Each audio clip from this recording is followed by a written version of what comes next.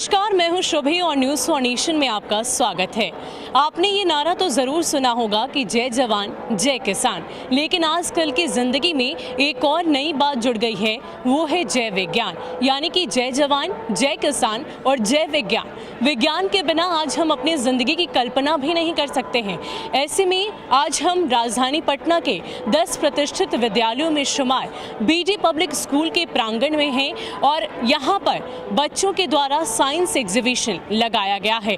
उसमें बच्चों ने कई सारी नए नए विज्ञान में प्रयोग किए हैं, अपनी प्रतिभा दिखाई है। ऐसे में हम आपको दिखाने की कोशिश करते हैं और बच्चों से समझने की कोशिश करते हैं कि उनकी ये जो प्रयोग है वो किस प्रकार हमारी रोज़मर्रा की ज़िंदगी में काम आ सकते हैं। तो चलिए बच्चों से मुलाकात करते हैं, उनसे जानने की कोशिश करते हैं, उनसे समझने की कोशिश करते हैं कि उनके ये प्रयोग कितने अच्छे हैं।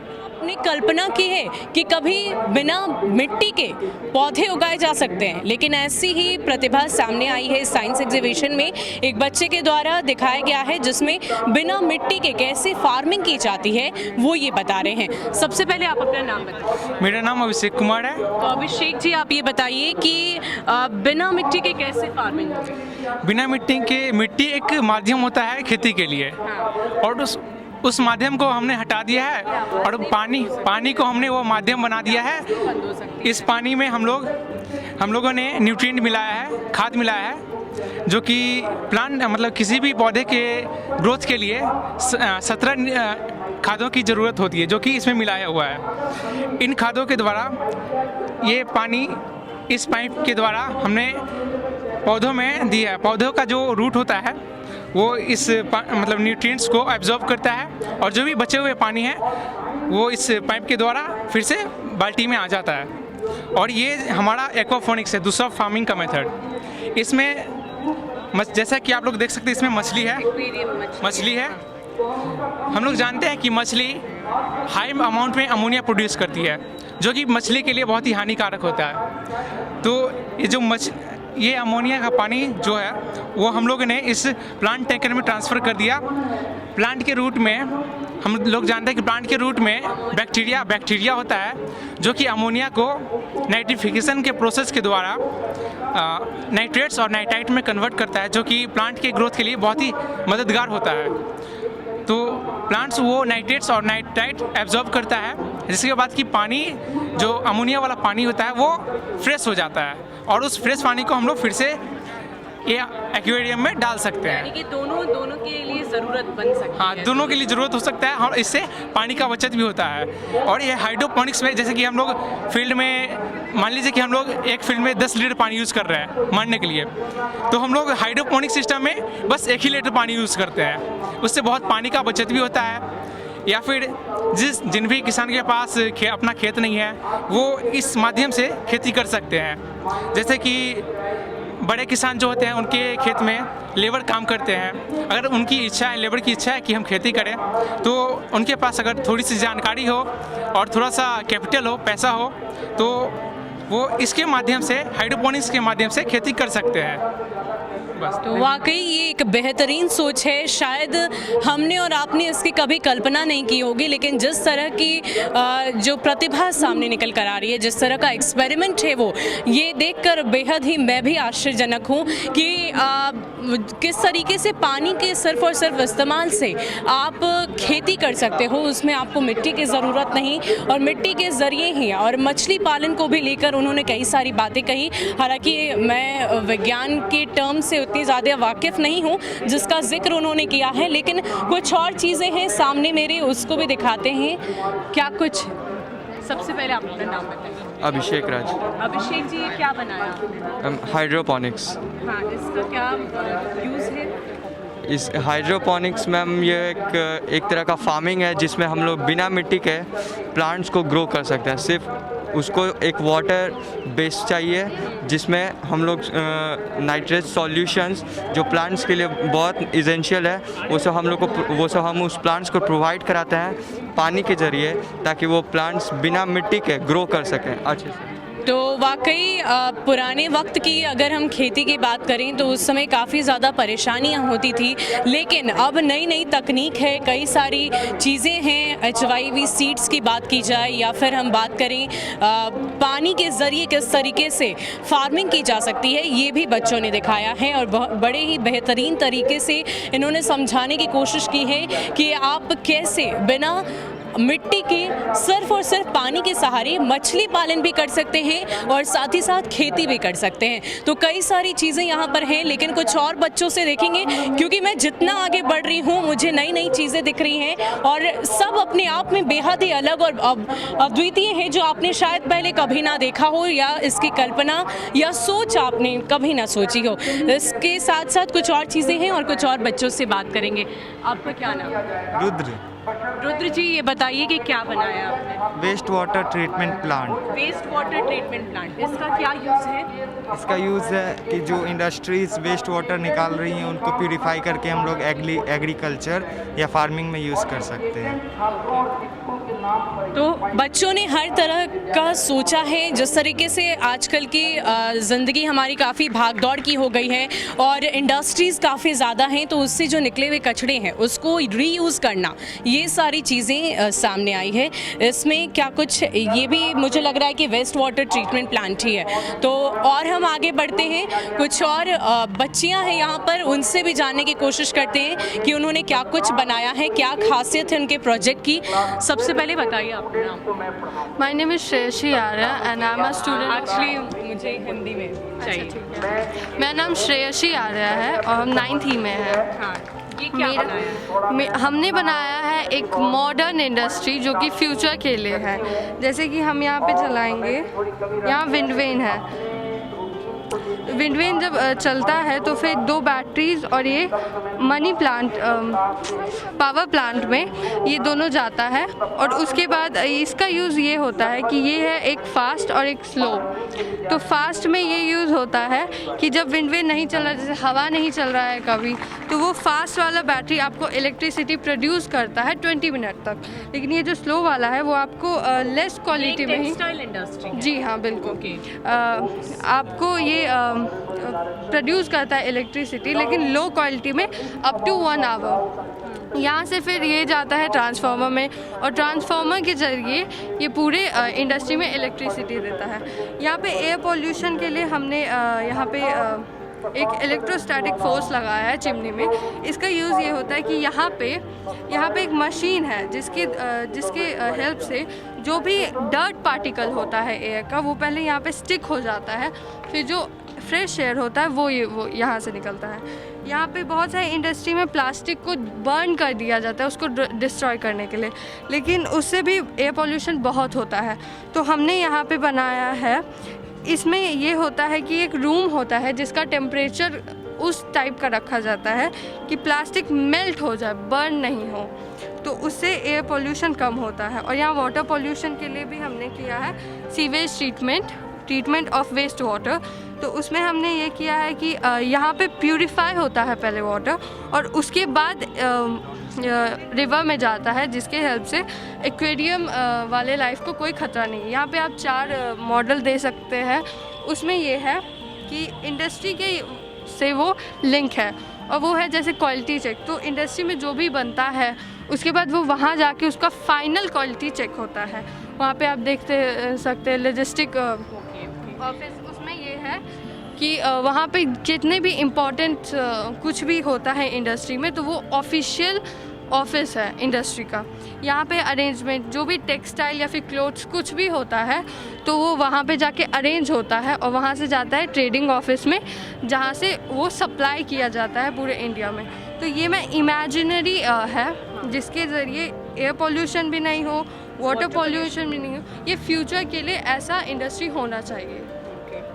तो सस्टेनेबल डेवलपमेंट आपने दिखाने की कोशिश की है कि किस तरीके से आप एक इंडस्ट्री तो हमारे कंट्री में बहुत सारी है, लेकिन इन्होंने एक इमेजिनरी इंडस्ट्री का निर्माण किया है जिसके थ्रू आप वाटर पोल्यूशन को भी रोक सकते हैं, सॉइल पोल्यूशन को रोक सकते हैं, साथ ही साथ आप प्लास्टिक से जो पोल्यूशन हमारे देश में होता है, एयर पोल्यूशन की बात की जाए तो उससे भी रोका जा सकता है। लेकिन कुछ और चीज़ें हैं जी, बेहद ही छोटी सी है, लेकिन मुझे लग रहा है कि इसमें कुछ ज़रूर खासियत होगी।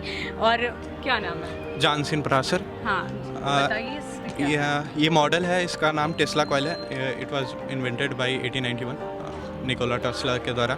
ये बेस्ड है इलेक्ट्रोमैग्नेटिक इंडक्शन में, जिसमें इफ़ यू अगर एक सोलेनॉइड के अंदर आप एक बार मैग्नेट को इनसाइड आउटसाइड मूव कर रहे हैं तो इलेक्ट्रिसिटी प्रोड्यूस होगा खुद ब खुद।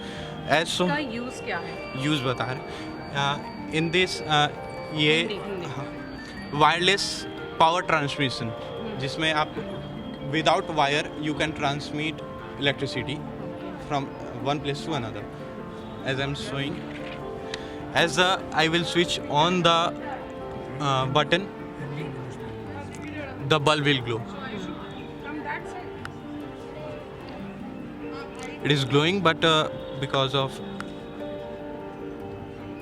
Okay. it is glowing. I have performed it earlier in my house. It was looking like that. तो जिस तरीके से हमारी रोज़मर्रा की ज़िंदगी में काफ़ी सारी चीज़ें बहुत फास्ट हो गई है, लेकिन इन बच्चों के द्वारा कई सारे प्रयोग किए गए हैं अलग अलग क्षेत्र में, चाहे वो एग्रीकल्चर की बात की जाए, इंडस्ट्रीज़ की बात की जाए, या फिर इलेक्ट्रिसिटी जनरेशन की बात की जाए। हर तरीके से, हर चीज़ में, हर रोज़मर्रा की ज़िंदगी में हमारे लिए जो कुछ भी खास हो सकता है।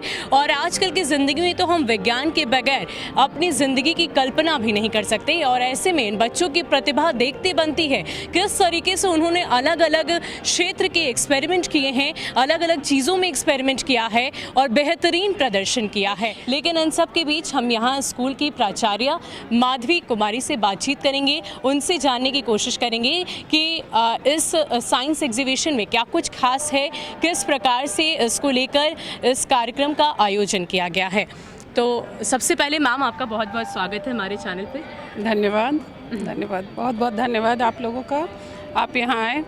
आप कुछ पूछना चाहते हैं, मैं बताऊँ? तो साइंस एग्जीबिशन इससे पहले भी स्कूल में लगाया गया है, लेकिन इस बार की खासियत क्या है? इस बार कोविड-19 के बाद विद्यालय शुरू हुआ, खासकर हमारा क्लास 9, 10th, 11th, 12th शुरू हो चुका था और गवर्नमेंट ने इजाज़त दे दी है 6 to 8 को भी मंडे से शुरू करने की, 8 फरवरी। खासियत यह है कि इस कोविड के बाद लॉकडाउन में ऑनलाइन क्लासेज बिल्कुल थोड़ी सी इनोवेशन में कहीं ना कहीं कमी आ गई थी और बच्चे घर में थोड़े कहीं से शिथिल पड़ गए थे, उनकी प्रैक्टिस की कमी हो गई थी। तो हमने सोचा कि साइंस एग्जीबिशन तो मैं हर बार हर समय इसको ऑर्गेनाइज करती ही हूँ, तो इस बार शुरुआत इससे की जाए। और मौसम भी काफ़ी अनुकूल रहा और बच्चों की इनोवेशन जो कहीं शिथिलता आई थी उसको दूर करने की हम लोगों ने कोशिश की है। और जैसा कि आप देख रहे हैं, बच्चों ने खासकर, आप अभी बता रही थी कि एनवायरनमेंट पे नहीं, एग्रीकल्चर पे फोकस है। तो धीरे धीरे हमारी जो सोच है विज्ञान की, वह वापस उस तरफ जा रही है, खेतों की ओर जो आप कह रहे हैं उस तरफ जा रही है। एनवायरनमेंट में पॉल्यूशन है, पॉल्यूशन पर भी बहुत ज़्यादा केंद्रित हो रहे हैं बच्चे। अभी हाल ही में साइंस कांग्रेस ने भी डिस्ट्रिक्ट लेवल, फिर स्टेट लेवल और नेशनल लेवल पे ऑर्गेनाइज किया। हमारे बच्चे ने उसमें आनंद मोहन क्लास 12th का है, उनके प्रोजेक्ट को कागज़ से इलेक्ट्रिसिटी जनरेट करने का प्रोजेक्ट है और उसे सेलेक्ट किया गया और नेशनल लेवल पे भी उनका सिलेक्शन हुआ है। तो ये खुशी की बात है और नेशनल लेवल पे फाइनल होना भी बाकी है। और एक हमारा छात्र है जय आदित्य, अगस्त्य फाउंडेशन है एक, जिससे जिज्ञासा से उसने ये किया है और उसके प्रोजेक्ट को भी 3 लेवल पे सेलेक्ट हुआ और नेशनल लेवल पे उसका 4th पोजीशन आया है और कंसोलेशन प्राइज़ मिला है। तो साइंस में हमारे बच्चे निश्चित रूप से कुछ न कुछ करते हैं और हमारी कोशिश रहती कि वो करें। कार की जर्नी है और ये सदियों से देखा गया है कि जैसे जैसे मुल्क हमारा डेवलप करता है उसमें साइंस का, विज्ञान का बहुत बड़ा योगदान होता है। जब तक लोगों की इनोवेटिव आइडियाज़ आते रहेंगी, नए नए आविष्कार की आवश्यकता भी है और वह नए आविष्कार और नई चीज़ों की चाहत सबसे अधिक हमारे स्टूडेंट्स में होते हैं। इसलिए ये बच्चों को लेकर के मैं कहना चाहूँगा कि जो आज के वर्तमान का समय का प्रॉब्लम जो है, आप बार बार ये जिक्र सुनते हैं, पर्यावरण की समस्या, जलवायु की समस्या, बढ़ते हुए टेम्परेचर की समस्या, इन सारी समस्याओं का निदान भी इन्हीं युवाओं के हाथ में है और इन्हीं युवाओं से मिलेगा। इसलिए हम लोग ये साइंस एग्जीबिशन का आयोजन करते हैं ताकि छात्र इसमें आगे बढ़ कर के अपनी स्किल्स डेवलप कर सकें, आने वाली समस्याओं को दूर करने के लिए उनकी क्या सोच है उसको ये विकसित करने का प्रयास है। देखिए, देश की जो भी समस्याएं होती हैं, जो नए नए चैलेंजेस आते हैं, आज ही नहीं, आप सिंधु घाटी सभ्यता से लेकर के आधुनिक भारत और आधुनिक विश्व तक की बात करेंगे तो विज्ञान ही उसका सॉल्यूशन देता है। और सिर्फ अभी मैं बता रहा था बच्चों को भी कि सिर्फ एक कोर्स स्ट्रक्चर पढ़ा करके हम बच्चों से उसकी वो प्रतिभा और उसके उस क्रिएटिविटी को अभिव्यक्त नहीं करवा पा रहे हैं। आज जो अपने देश की सबसे बड़ी समस्या है कि बच्चों के अंदर का जो टैलेंट है, उनकी जो क्रिएटिविटी है, वो एक्सप्रेस नहीं हो पा रही है। तो इन मॉडल्स के सहारे बच्चे अपने इनोवेटिव आइडियाज़ को लेकर के आते हैं, उनकी क्रिएटिविटी को वो एक्सप्रेस करने की कोशिश करते हैं, नए नए आइडियाज़ लाते हैं। अभी कोविड आया पूरे देश के अंदर में, हम उससे निपटने के लिए तैयार नहीं थे।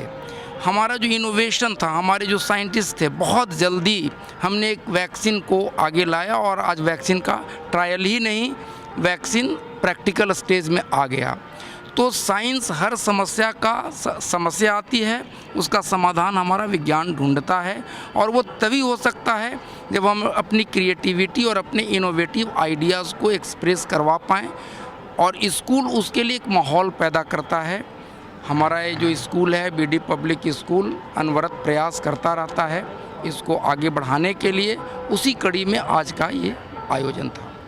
तो वाकई अगर हम इस विद्यालय के इतिहास को भी याद करें तो यहाँ के एक एक्स स्टूडेंट रह चुके, एलुमनाई रह चुके अभिषेक भगत को एपीजे अब्दुल कलाम की तरफ से अवार्ड मिल चुका है और इस विद्यालय का विज्ञान के क्षेत्र में हमेशा ही अच्छा प्रदर्शन रहा है और एक प्लेटफॉर्म विद्यालय की तरफ से हमेशा दिया जाता है ताकि वो जो बच्चे हैं वो अपनी प्रतिभा का प्रदर्शन कर सके और आगे बढ़ सके। फिलहाल के लिए इतना ही। ऐसे ही अपडेट्स के लिए आप हमारे साथ बने रहिए और देखते रहिए न्यूज़ फॉर नेशन। नमस्कार।